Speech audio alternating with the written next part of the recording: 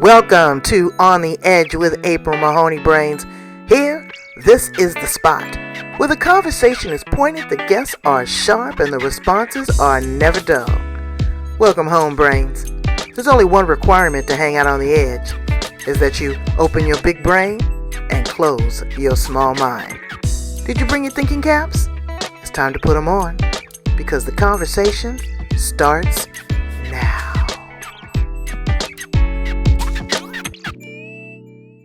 Welcome to On the Edge with April Mahoney Brains. You're at the spot, you're at the location, your favorite podcast, the place where the conversations are pointed, the guests are sharp, and the responses are never dull. Today, we are going to meet with an author.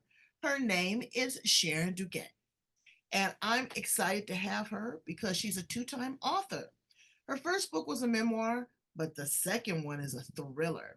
So I want to ask her a little bit about the writing process, how it makes her feel, where does she go to spark her ideas, and just really have a great conversation. So let's welcome her to the show. How are you, Sharon?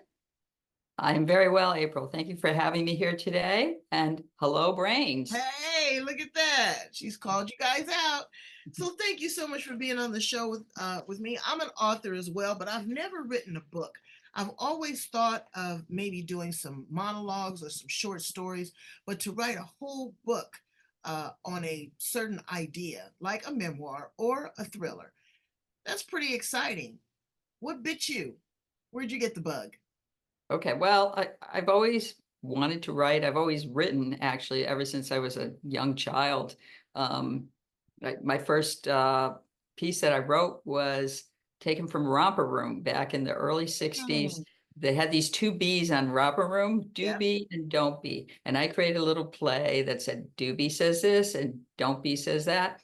And it had a whole script to it. But um, unfortunately, I don't have that anymore. So Well, I'm telling you, it would probably be revolutionary compared to some of the stuff that the kids are seeing on TV right now. So you always have written. Did you keep journals as a child as well? I kept journals when I was older, not really as a child. I had a diary. Yeah, I guess I had a journal. I had a diary. All girls had a diary, and you remember it had Of the little course. key and the lock, and if I someone got did. into it, yeah, I had a diary and I kept journals. I think I started at maybe the age of 8 or 9 years old, keeping Yeah, secrets. something like that. Yeah. Yeah. Diary was really important to have and to hide. Exactly, exactly. So as you started going through, middle school, high school, did you really excel in language arts and literature and English? I did. I really enjoyed those subjects. And most of all, when I got to do creative writing was my favorite part. I tried journalism and it didn't really sit with me. It was too plain and dried. Mhm. I don't know if that's so much the case anymore, but back then it was who, what, when, why, and where. And that was it. You didn't inject anything else. Right. Maybe that was a good thing. But nowadays, who knows? Um, but after what happened, I'll just briefly tell you about my memoir. When I was 16 years old, I ran away from home to join the hippies in California, from Right on, Connecticut. sister. Right on. And so my memoir, No Rules, which is my first book, I wrote over many, many years. And it's about those the 4 years following when I starting with when I ran away, how that period of time changed me and how I ultimately awakened to feminism and found my own strength. And I was just looking at the book yesterday for another reason. I pulled out this passage that struck me of how meaningful this is today, because this was in my acknowledgments. Um, and it says, for the women I met at the Ithaca Women's Center so many years ago, whose names I cannot recall, who imparted their wisdom, shared their experiences, and taught me to believe it was possible for women to change the world if we supported one another. I thank you for changing my world. That is so timely It because is. women are changing the world. I was telling another one of my guests, I said, we haven't had this much enthusiasm since we burned our bras. But it's Yeah. time. It's time for a change, and it's time that we we respect one another as sisters. Exactly. You know, it Exactly. doesn't matter how much money you have, what the color of your skin is, what your religious affiliation is, who you're married to. What we need to do is we need to come together, have common sense wisdom, but also have some compassion for one Absolutely. another, have some love for one another, be vulnerable. You know, it's okay to be vulnerable, it's okay to step back, but you need to be heard when you need to be heard. And this is also a critical time in literature. They're removing books, they're burning books. We're in the 21st century in the United States of America, and our Yeah. children do not have the opportunity to understand history. That is not necessarily going to dictate the future, but it could. What do you think about that? You know, the going into libraries or banning, you know, free speech when it comes to literature in schools. Yeah, I think that's terrible. Um, I mean, to a certain degree, it is going back in time because my older sister told me how when she was in high school, she took out the book Brave New World by Aldous Huxley, and she went to check it out, and the librarian told her, "Oh, this is a boy's book. You shouldn't be reading this book." But she was still able to check it out, and she read it. It's just But a lot going on. So tell us a yeah. little bit about where you go in your head when you are coming up with a concept, a new chapter, an idea. What is your thought process? Do you go into meditation? Do you go out in nature? Do you just observe other people? Um, it kind of depends. If I've been writing regularly, that's the best time because when I write regularly, then I can get into kind of a space that's very easy to pick up. And I'll start by rereading what I wrote last, not the whole thing, but maybe a few pages, just to put me back to where I was. And they tell you not to change things, but I can't help it. I always want to edit and improve. But and then from there I'll go forward, and that helps me get deep into that place of where the writing happens. One of the things about my thriller that happened to me was when I first, um, when the memoir was working on becoming published, I had a period of time before it came out when I was no longer working on it. So right away, I wanted to start something new, a new book, so that I would keep writing and not be thinking all the time about when the memoir is coming out. As a result of that, I started a few different books. Well, I thought they were books. They didn't turn into books. I started writing a few different things. I kind of went nowhere. And one day, so I took a workshop. It was an online workshop. This was during COVID. It was 2020. So everything was online then suddenly. So I took an online workshop and we were doing writing prompts. And the instructor gave us a choice of three different things to write about. And one of them was, and she said we could write either fiction or truth, whatever we wanted. Well, fiction can be truth, but either fiction or reality, either choice. And she had a picture of Tilda Swinton standing in front of the Kremlin in Moscow holding up a rainbow flag, Hmm. which was a very dangerous thing to do because she could have been arrested in Russia. She could have been put in jail. They had just made a law against um, even discussing or publicly talking about LGBTQ rights.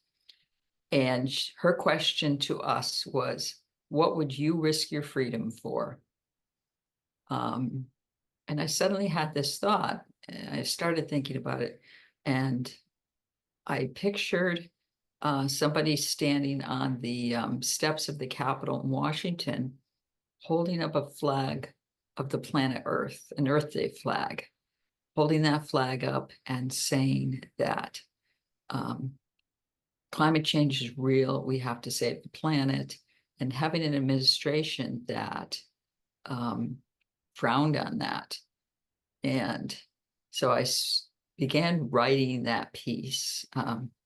There's a few pages, maybe 1,000 words that I wrote. And it inspired me. And suddenly from there, this whole book came about. it Wow. started pouring out of me. And it didn't end up being quite like what I thought it would be. It changed as books do, as you get to know your characters and they, at a certain point though, all the other books I had tried to write, I just felt stunted. I tried outlining, I tried this, I tried that, but this just poured out of me. This just became what I needed to say and what I felt very deeply about. And I was careful not to get preachy. It's easy to get preachy about things when you Right, believe in right. something strongly. Well, But sometimes, you have to do it. That is what ingrains a message into people's heart. Some people gets turned off, but if they're turned off, they're not that frequency. They're not yeah, ready.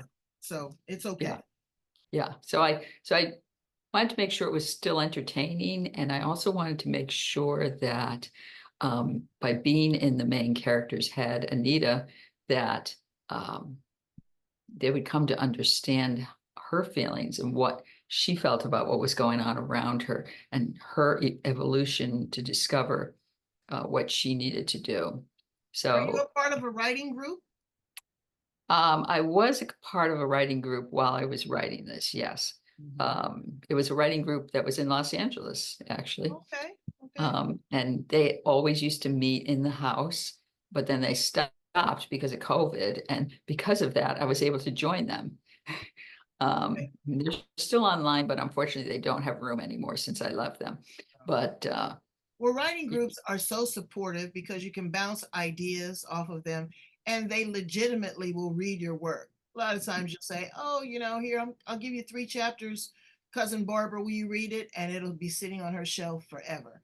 So you yeah, really want to be in part of a group that is active and then engaging because you've got to, again, bounce these ideas off of one another. Does this make sense?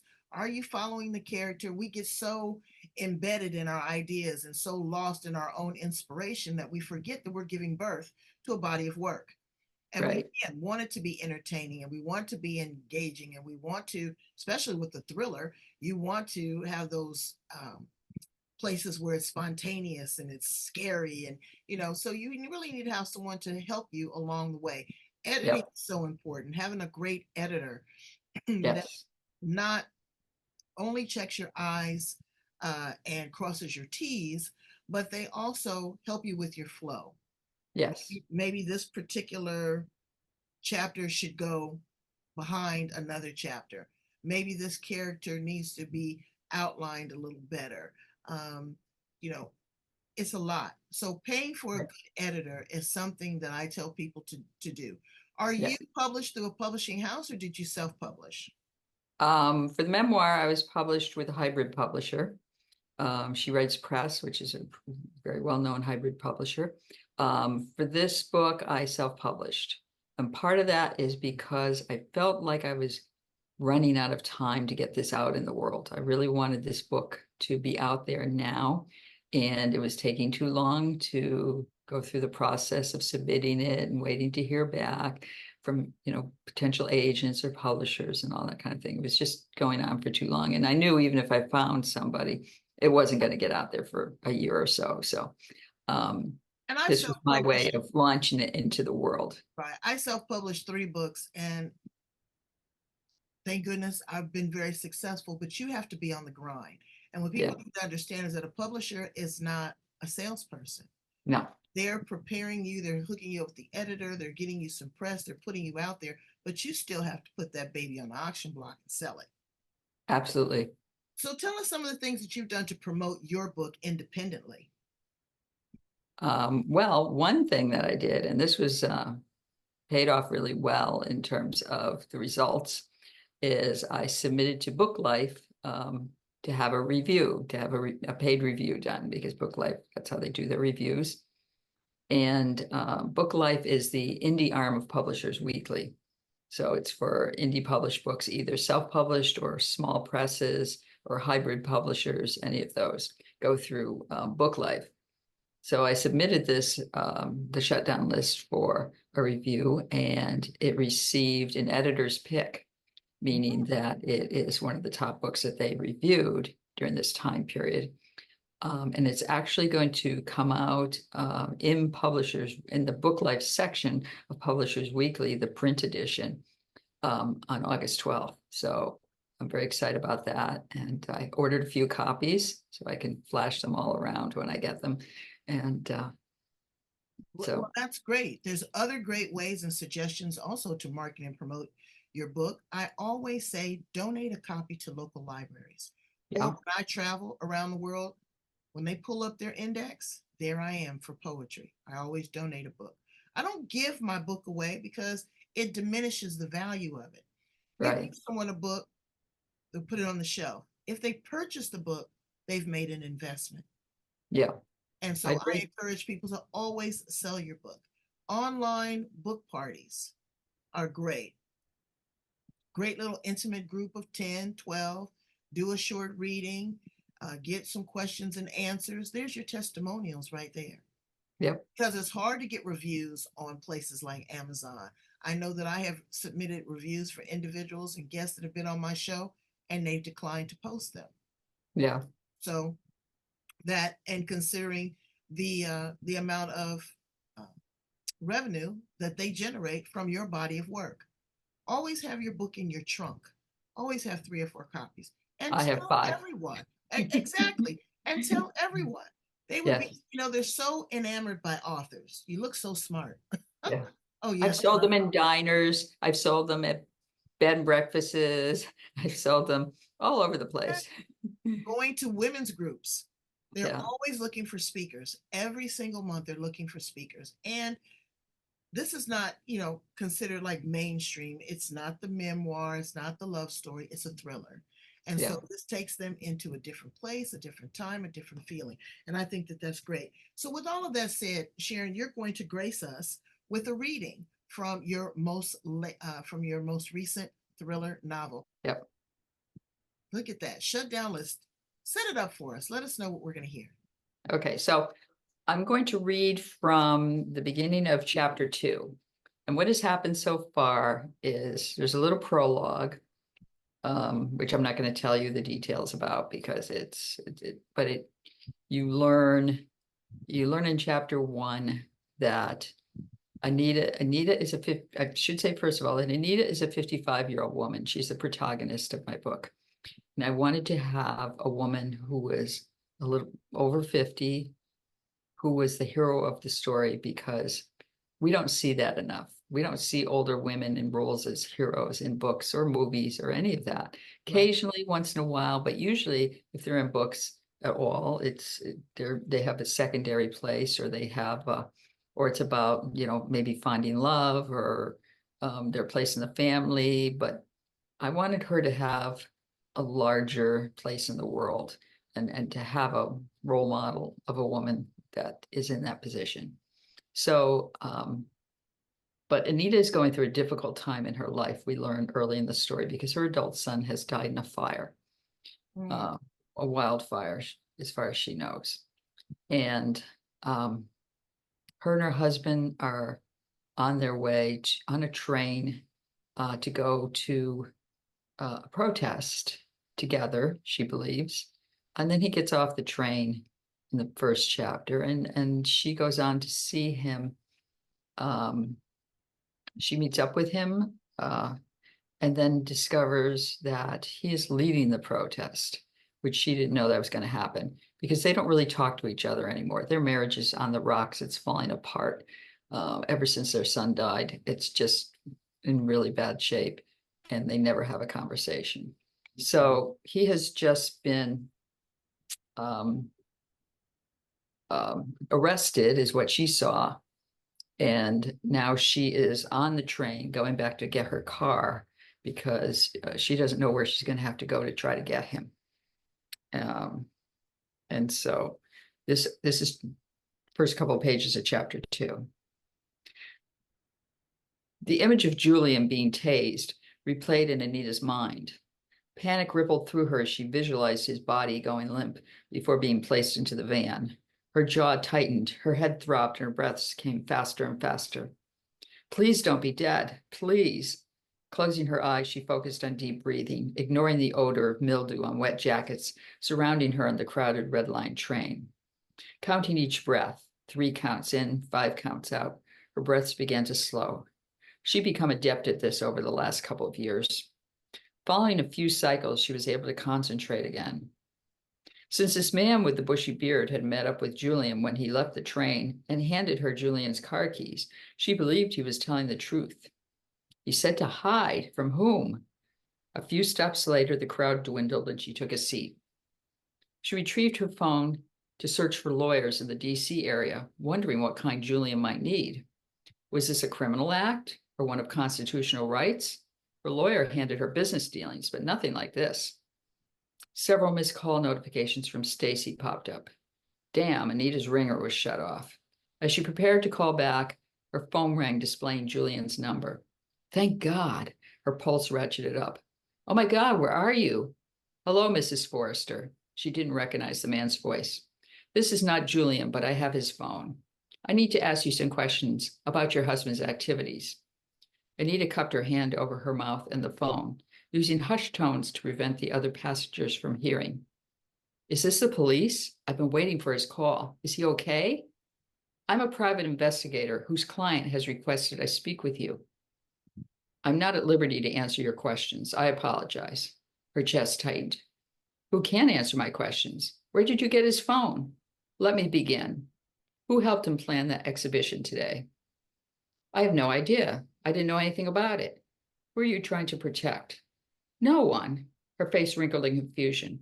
Why can't you tell me where my husband is? I need to talk to him. I have a right to.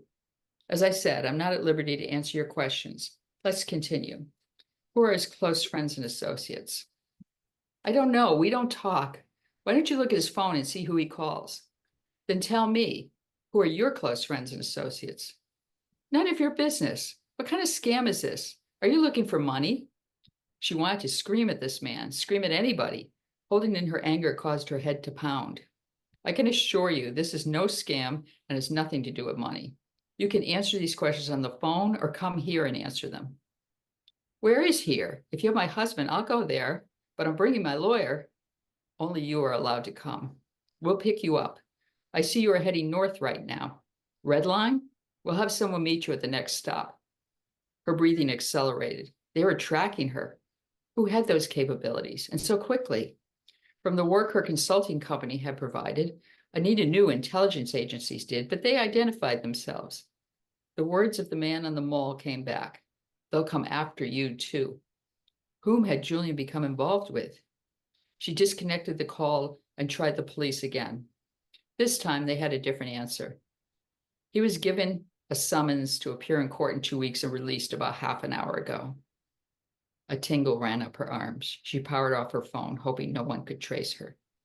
The police didn't have him, and now she had no way to reach him, wherever he was, since this mystery man had his phone. He left you $5,000 in his laptop bag. Take it and hide. There was one way for her to verify this was true.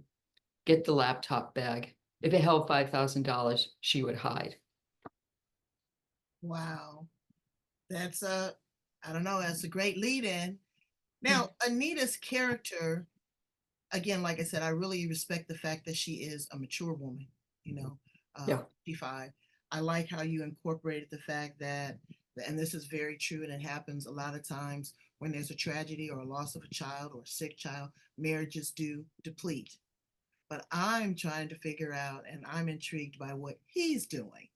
You know, he's being very secretive. So there's a lot more to be uncovered and to be revealed in this. Your voice inflection is powerful. Have you ever considered doing this as an audiobook?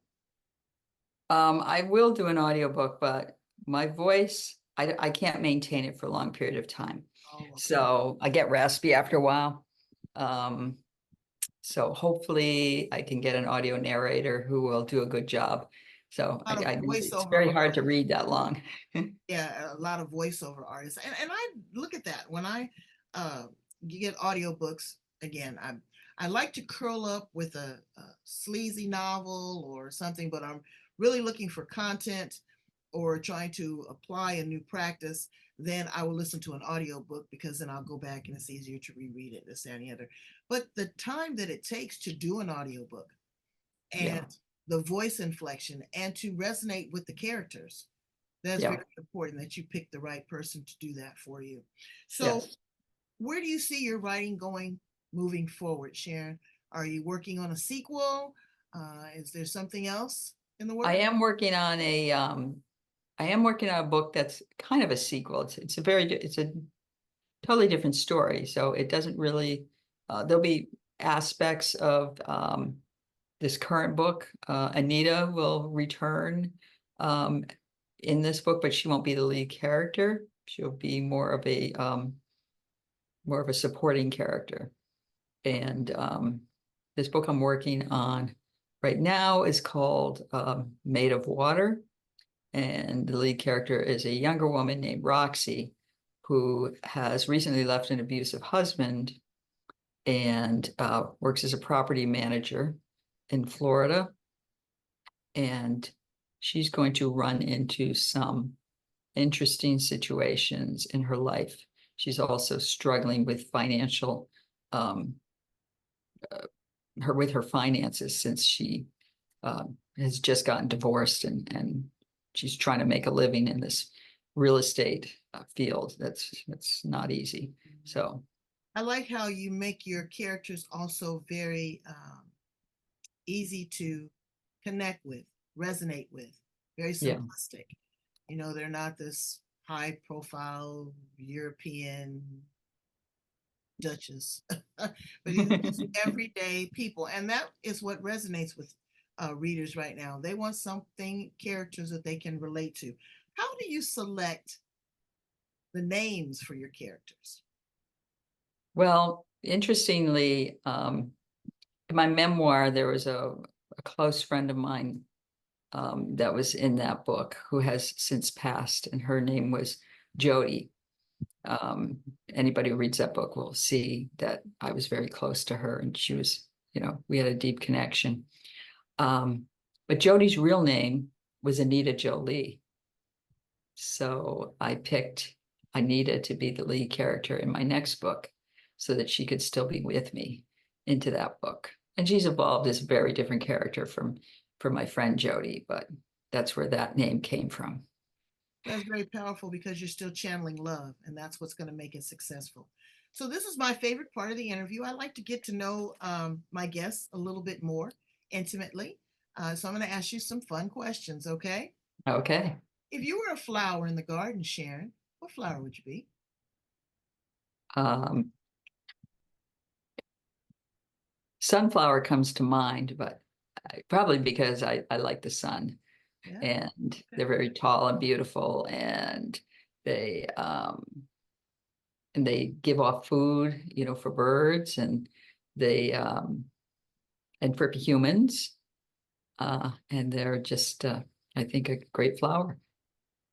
Yeah, I like them too. They grow tall and they're bright and they pull towards the sun. Like you said, they're a very valuable food source, be it the seeds or the oil. Yeah. If you could time travel, go back to the past, stay here in the present, or project to the future, where would you land? That's a difficult one. Um, the future scares me a little. Hmm. So, so I mean, on the one hand, I would love to see more of my children and what becomes of them and my grandchildren. I have 5 grandchildren now. Wow. And that's actually I dedicated this new book, The Shutdown List, to my grandchildren and to yours. It says to my grandchildren and to yours. So I would love to go into the future to see them doing well. But if they weren't doing well, I don't know if I'd want to go into the future. But you know, you had such an exciting past. You were part of a revolution. You know, Yes. you hung out with the hippies. Yes. You saw what happened in the 60s and the 70s. You Yeah. are a Renaissance woman. So, all of that I can see projectiling into the future with great promise. Right. If you were an animal, what animal would you be? Hmm. It's a difficult one. Um, Probably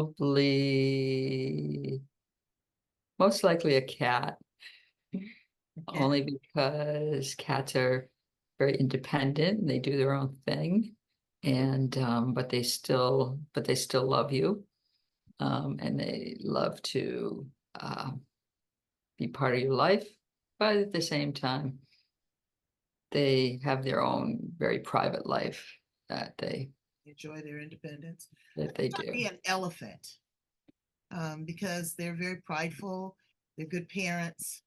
They never forget. They're very helpful and useful, Mm, but they're strong and they have a presence. And people respect elephants. I yes. would be an elephant. If you were an appliance in the kitchen, what appliance would you be? Ooh, there's a hard one. Um, what would I be? Uh, I don't think I'd be the stove. I don't have a big relationship with my stove. Probably more like my microwave. Microwave? Okay, that's cool. Because my microwave, that I reheat my food and it just makes life easy. Yeah. I think I'd be the spice grinder. Oh yeah. I want to chop it up and, leave something a little tasty, sprinkle it in. Yep, I'd be the spice grinder. What would you say to an aspiring author? Everyone I hear all the time say that they have a book within them because we all have a story.